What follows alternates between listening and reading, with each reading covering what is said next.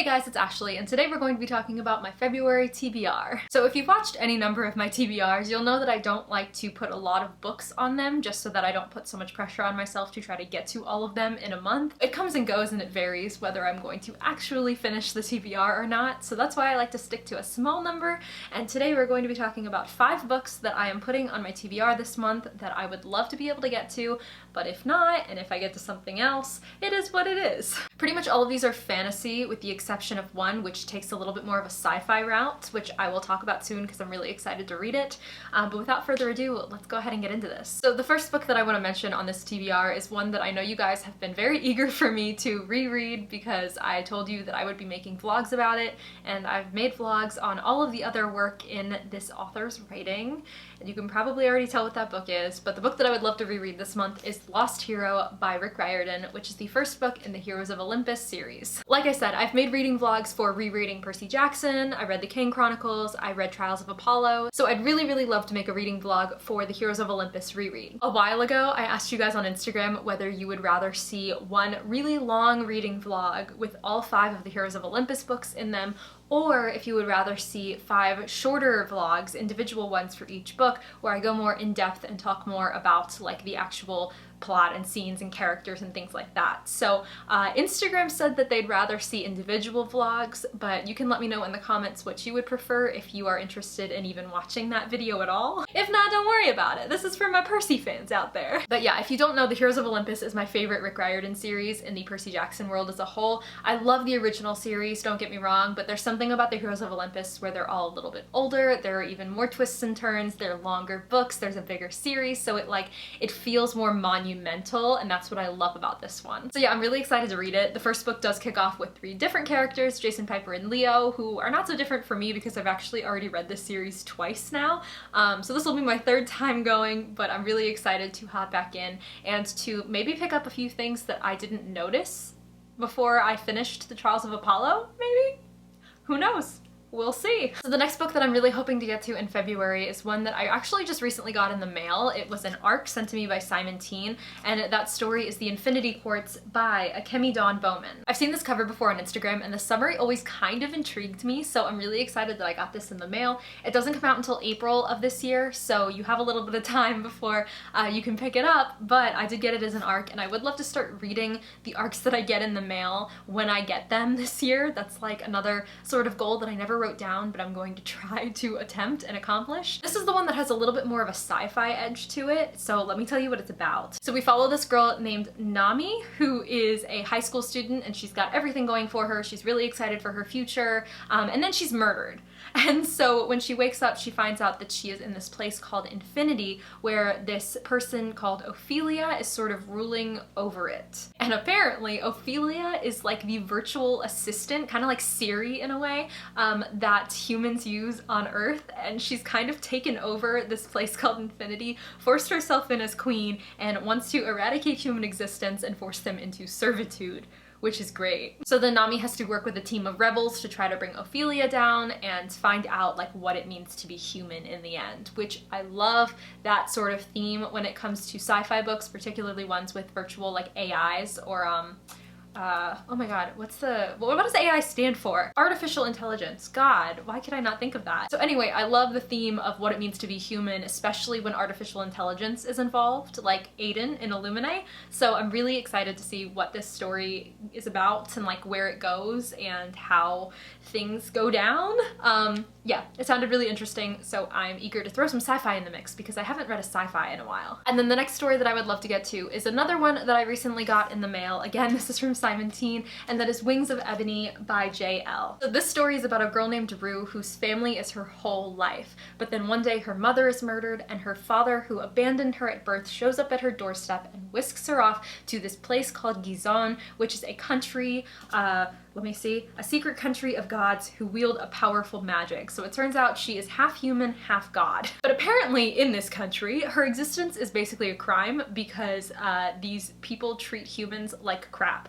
And the fact that she is half human, half god does not go unnoticed. So on the anniversary of her mother's death, she breaks the law in Gizon and she returns back to Houston in her hometown to be with her sister, only to find out that apparently black Black kids are being forced into crime and violence, and her sister Tasha is in danger of falling sway to the very forces that claim their mother's life. So then there's this whole thing about how, like, maybe the thing in Gizon is the same thing that's happening in Houston, and she's got to figure out how to stop it and fix it and save the world, save her home.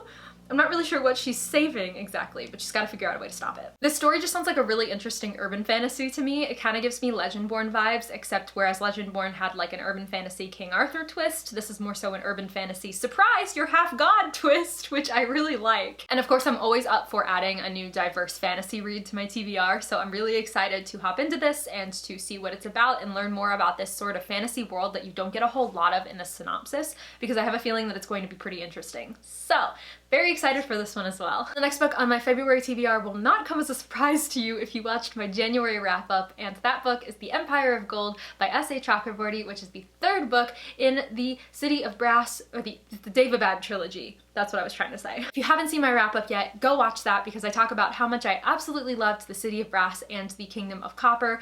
I read both of those last month and fell in love with them, so I'm so excited to finish this trilogy and to see how it all ends because I'm honestly very scared. There's like so much happening and so much that I just don't know how the story is going to play out, and I'm so nervous about it but also so excited for it at the same time.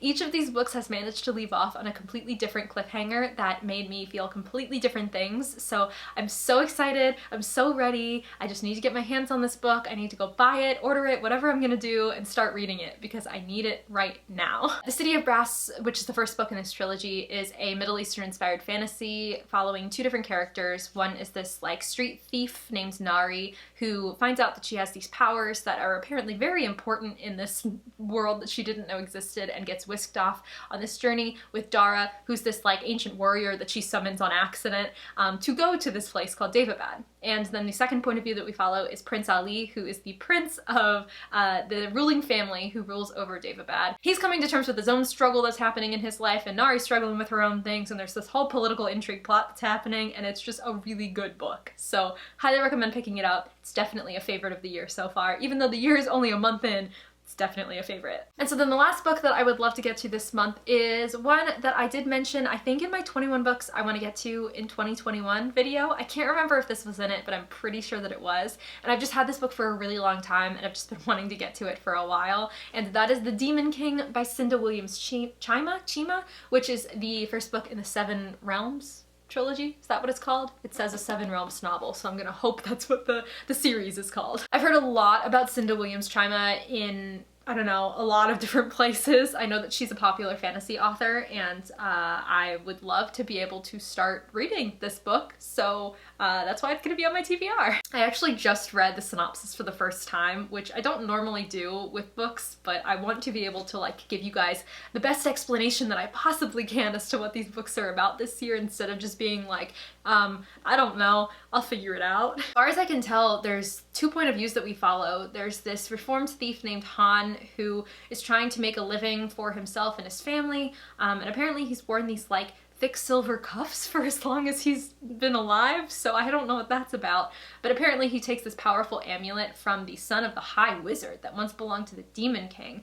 and now they are coming after him. And then the second point of view that we follow is Raisa, who is a princess heir of the Fells, and when she turns 16, she is apparently going to be wed off to this no-brained douchebag that she doesn't want to do because she has her own brains, and she's a powerful lady, and she wants to be herself with no one to tell her what to do, which I am wholeheartedly for. You go, girl. So yeah, of course, the two point of views, the two characters end up colliding and things happen. I'm so into this. I'm ready. I just love a good fantasy like this. I love it. I love it. This is just like the key to my soul, so I'm so excited. And then of course on top of those books, I have any new releases that are coming out this month. I know that A Court of Silver Flames by Sarah J Maas is supposed to come out, I think. Pretty sure that I pre-ordered that at some point. I'm trying to get back into the habit of pre-ordering books rather than like waiting forever to buy them, because I found out, surprisingly enough, when you have a book in your hand around the release date, you want to read it more.